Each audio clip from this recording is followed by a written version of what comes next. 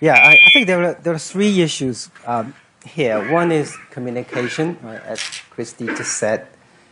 The other is that, is there a strategy, a real strategy, to transit from a investment-led economy to a consumption-led economy? The third issue is that some people question the execution of the strategy. Right?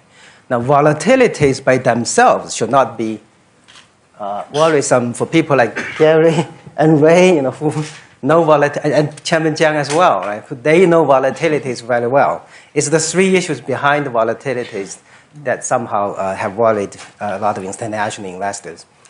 In terms of communication, you're right. We should do a better job. And we are learning, and we are doing it. I'm here today to communicate.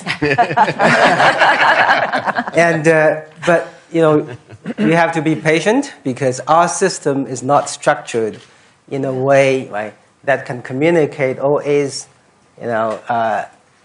able to communicate seamlessly with the market. We are learning, right? And China can learn. Okay, I can assure you that.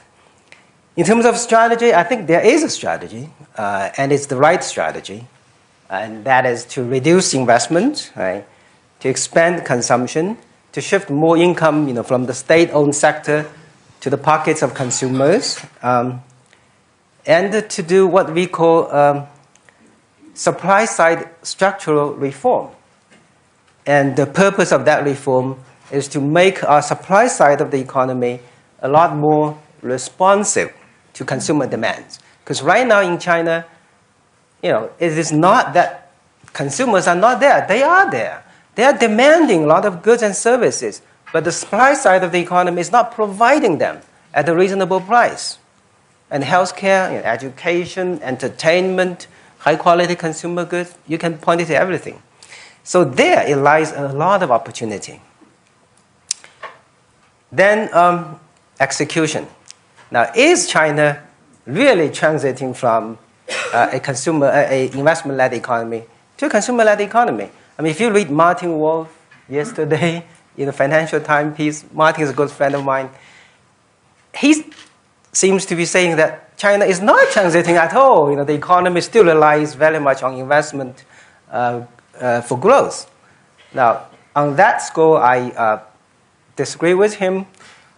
Investment as a share of GDP is shrinking, and consumption, right, domestic consumption as a share of GDP is increasing. It reached 52.2%, 52.5% last year, and 5 years ago it was only 49%. Now, people say, oh my goodness, 3% shift is just not large enough. I agree. It could be faster. It could be bigger. But, we are moving toward the right direction. And ultimately, when you look at a country and decide, your views about the country, you look at two things. One is the fundamentals, the economic fundamentals that the country has. Saving, education, right, hardworking, innovation, whatever. The other thing is you look at the leadership, right? If you have strong leadership, you have confidence in the country. If the country has weak leadership, despite very good economic fundamentals, the performance will not be good. And if you look at China's leadership, I think we have the strongest leadership in the world at this point. Mr. Fang, period. A question on regulation, and then I want to get to Ray and Dalyu.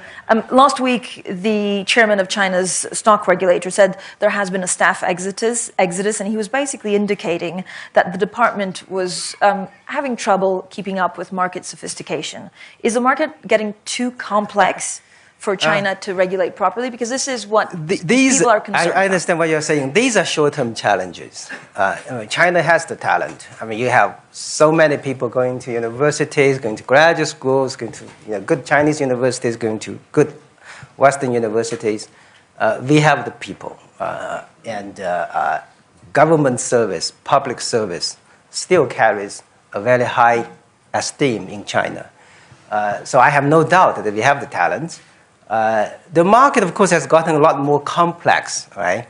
And sometimes, we don't know how to deal with the market very well yet. But, you bet we can learn.